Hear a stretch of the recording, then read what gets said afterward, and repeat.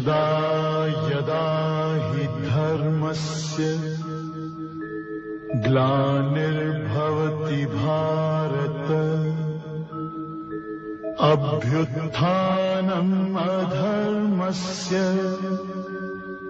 तदात्मानं सृजाम्यहम् परित्राणाय साधूनां विनाशाय च दुष्कृतां धर्म संस्थापनार्थाय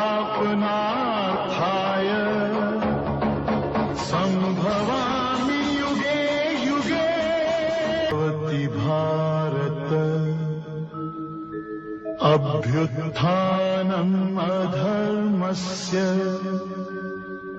तदात्मानं सृजाम्यहम् परित्राणाय साधूनां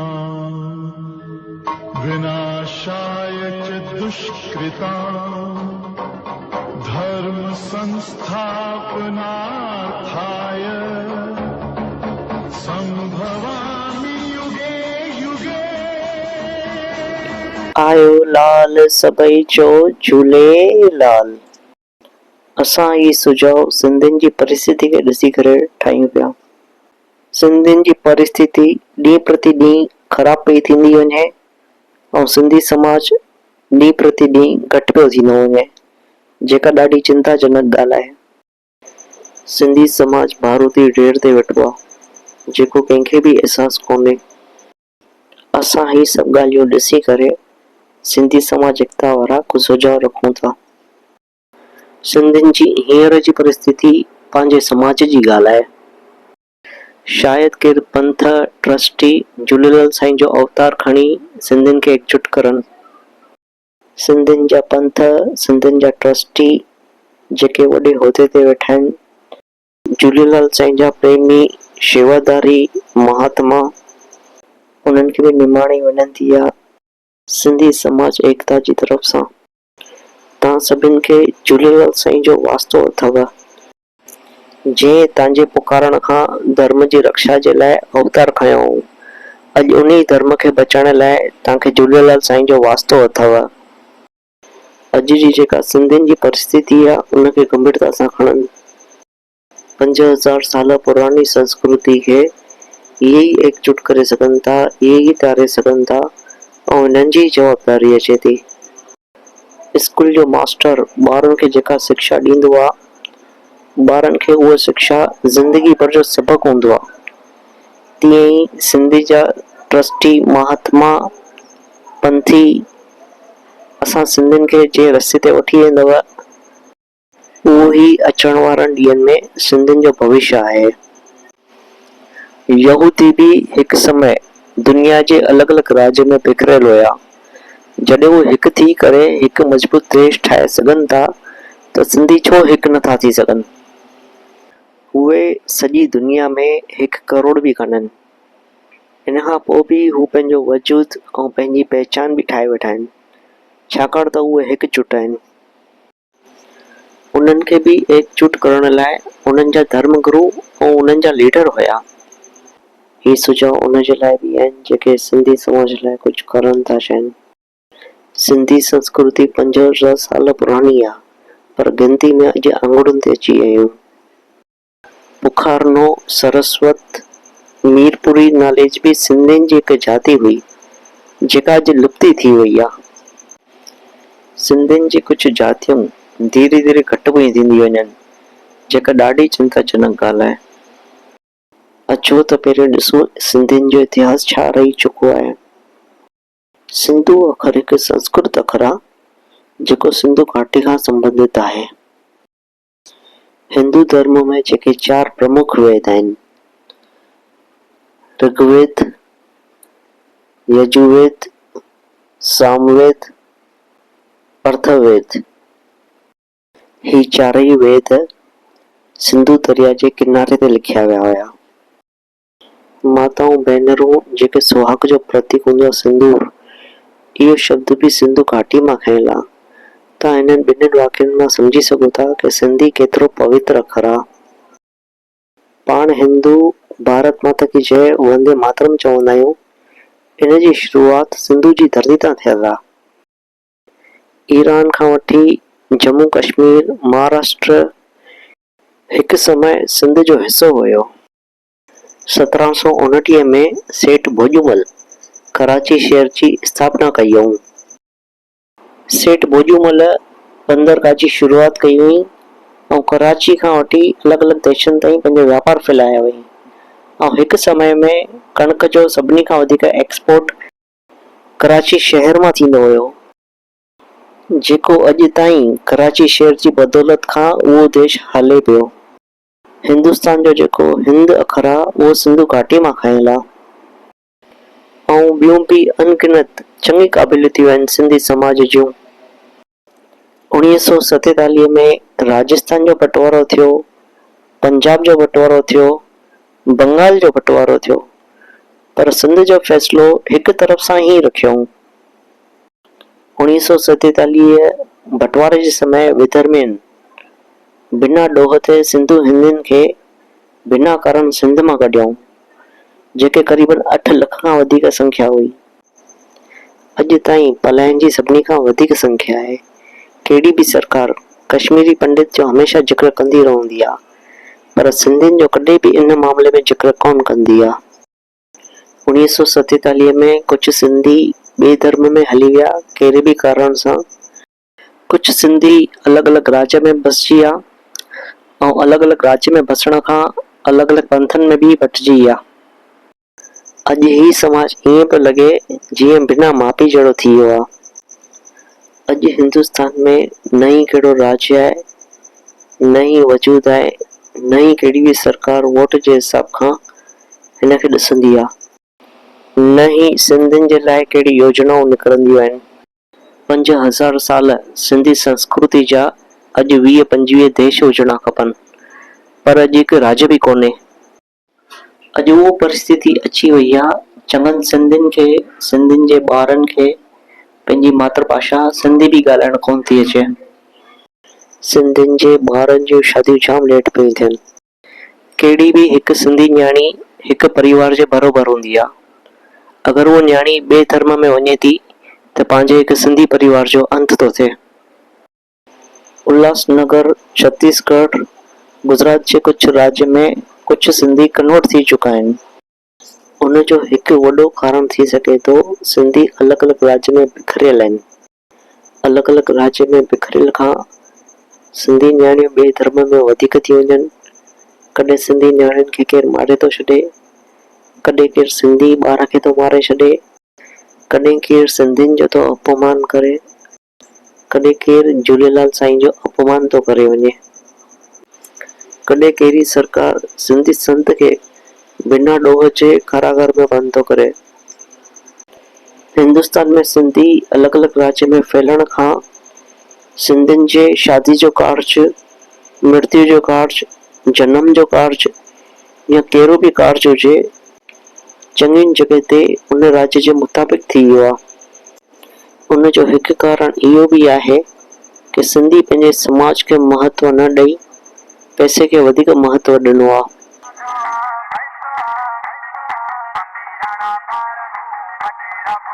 अगरि सिंधियुनि वटि पैसो आहे त सिंधियुनि छोकिरनि जी शादी छो लेट थी थियनि और सिंधी छोकिरियूं छो हेलो, पैसे जे करे ॿी मेरा नाम कास्ट में थी श्वेता शादी संघानी करनि। है। मैं 25 साल की हूँ और एक वर्किंग लेडी हूँ। ही समाज अलॻि अलॻि राज्य में फैलियल आहे ऐं अलॻि अलॻि पंथनि में बटियल आहिनि। तंहिंजे करे सिंधियुनि में एकता बि कोन थी रहे ऐं हिननि जो धर्मांतरण बि वधीक थो थिए। अञा जेतिरो देरि खां जाॻंदासीं एतिरी बलिदानी वॾी ॾियणी पवंदी ऐं अॼु ताईं बलिदानी ॾियणी पई आहे। हींअर बि सिंधी समाज गंभीर न थियो त 2 टे पीढ़ियूं मसां आहियूं। सिंधियुनि जा पंथ, सिंधियुनि जा ट्रस्टी जेके वॾे उहिदे ते वेठा आहिनि, तव्हां सभिनि खे झूलेलाल साईं जो वास्तो अथव, जंहिं तव्हांजे पुकारण खां धर्म जी रक्षा जे लाइ अवतार खयो हो। अॼु उन धर्म खे बचाइण लाइ तव्हांखे झूलेलाल साईं जो वास्तो अथव। अॼु जी जेका सिंधियुनि जी परिस्थिति आहे उनखे गंभीरता सां खणनि। 5000 साल पुरानी संस्कृति खे इहे ई एकजुट करे सघनि था, इहे ई तारे सघनि था ऐं हिननि जी जवाबदारी अचे थी। यहूदी भी हिक समय दुनिया जे अलॻि अलॻि राज्य में बिखरियल हुया। जॾहिं उहे हिकु थी करे हिकु मजबूत देश ठाहे सघनि था त सिंधी छो हिकु नथा थी सघनि। उहे सॼी दुनिया में 1 करोड़ भी कान्हनि। इन खां पोइ बि हू पंहिंजो वजूद ऐं पंहिंजी पहचान भी ठाहे वेठा आहिनि, छाकाणि त उहे हिकजुट आहिनि।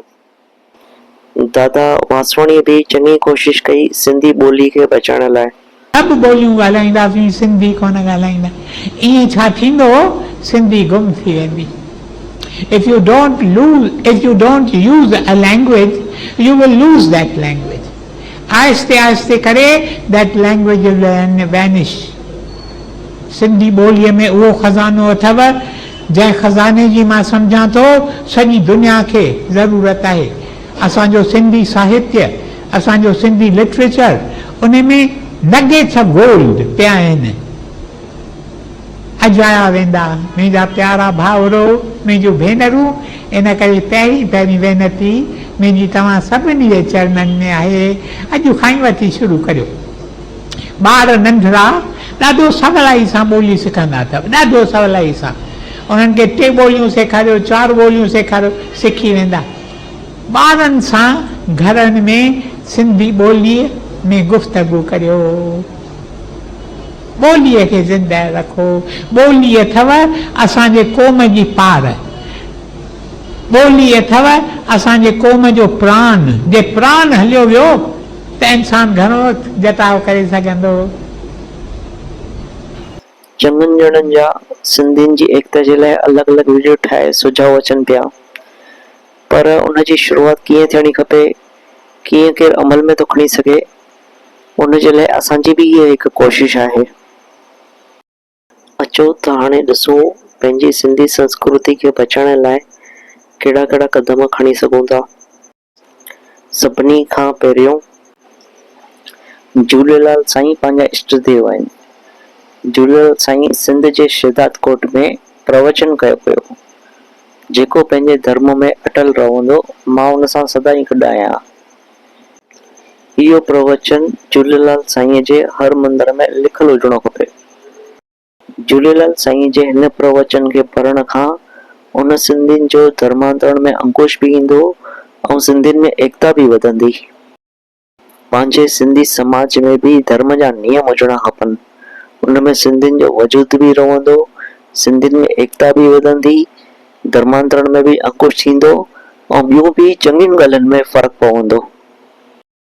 तव्हां ॾिठो हूंदो कुझु माण्हू पंहिंजे धर्म जे नियम खां ई हलंदा आहिनि, तीअं ई पंहिंजे सिंधी समाज में भी धर्म जा नियम हुजणा खपनि।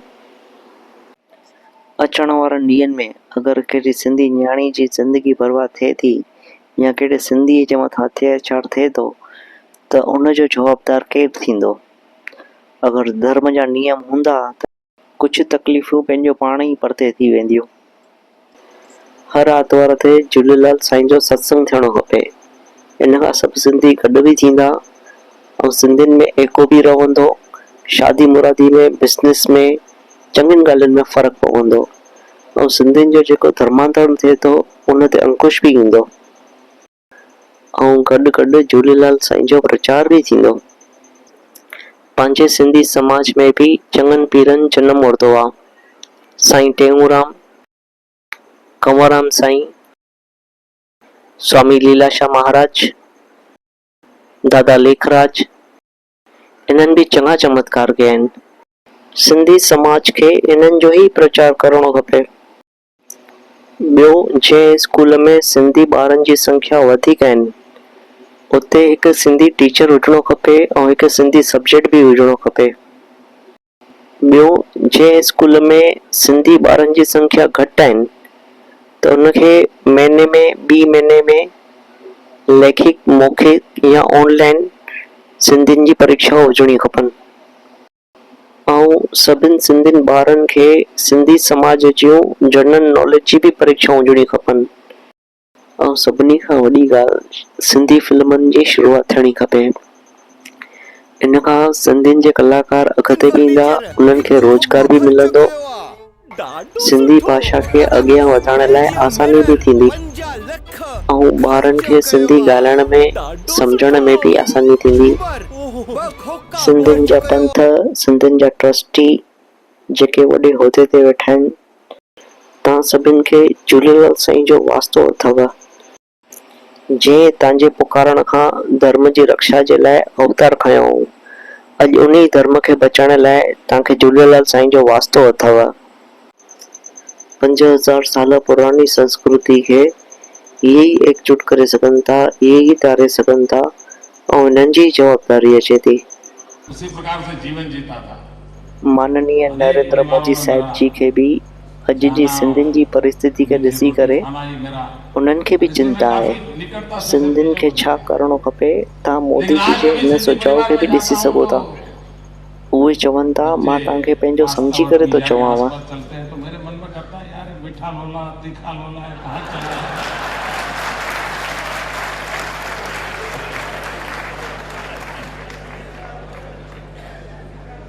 पकवान कौन खिलाएगा?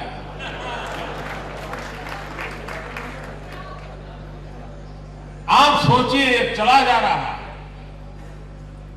मेरे सिंधी परिवारों में से ये सब चीजें नष्ट हो रही हैं।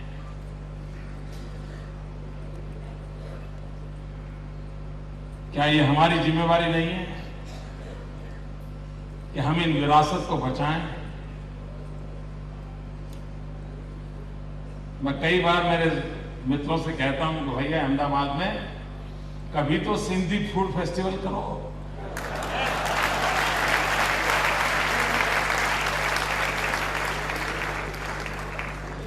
ये नरेंद्र सारी दुनिया को खिलाता है, लेकिन वो सिंधी खाना नहीं खिलाता।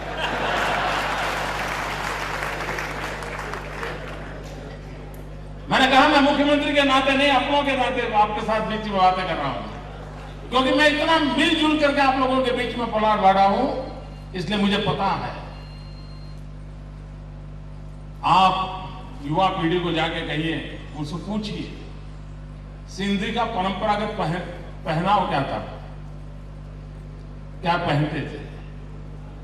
दुनिया बदली है, काफी वेस्टर्नाइजेशन आपके अंदर घुस गया है, मुझे क्षमा करना। सिंधी भाषा में बोलने वाले परिवार कम होते जा रहे हैं। मां बेटा भी अंग्रेजी में बोल रहे हैं। मित्रों, दुनिया के अंदर अपनी मातृभाषा, अपना रहन सहन, अपना पहनाव, इसको जो संभालता है, वो उसमें फिर से एक बार जान भरने की ताकत होती है।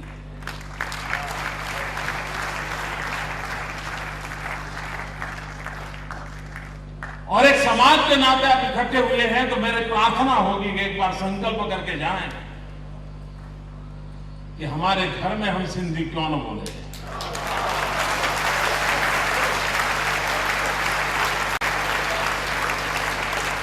हम अमेरिका में हो, हम हांगकांग में रहते हो, हम चाइना में गए हो, कहीं पर भी गए हो, क्यों न हो। और उस सिंधी भाषा की, अपनी भाषा की एक ताकत होती है। मुझे अडवाणी जी एक बार सुना रहे थे, बेनजीर भुट्टो यहां आई थी, तो उनकी फॉर्मल मीटिंग थी, सारे प्रोटोकॉल रहते हैं, लेकिन जैसे अडवाणी जी को देखा, बेनजीर सिंधी में चालू हो गई, और पूरे माहौल में उन दोनों के बीच में इतना अपनापन था, इतनी खुलकर के बातें हो रही थी। अब देखिए ये भाषा की कितनी ताकत होती है। अगर हम उसको खो देंगे, व्यवसाय के लिए अंग्रेजी जरूरत होगी, जरूर इस्तेमाल कीजिए। और 10 भाषाएं सीखे, कौन मना करता है, सीखनी भी चाहिए। ये हमारे सुरेश जी के साथ आप बैठिए, वो गुजराती बोलेंगे तो पता नहीं चलता है कि कभी सिंधी भाषा भी जानते होंगे। इतनी बढ़िया गुजराती बोलते हैं, बहुत अच्छी गुजराती बोलते हैं, एक शब्द इधर उधर नहीं होता। मैं प्रसन्न हूं इस बात से, लेकिन ये मेरे मन में है। यहां देखिए सिंधी सम्मेलन है, किसी के शरीर पर सिंधी कपड़े नहीं है।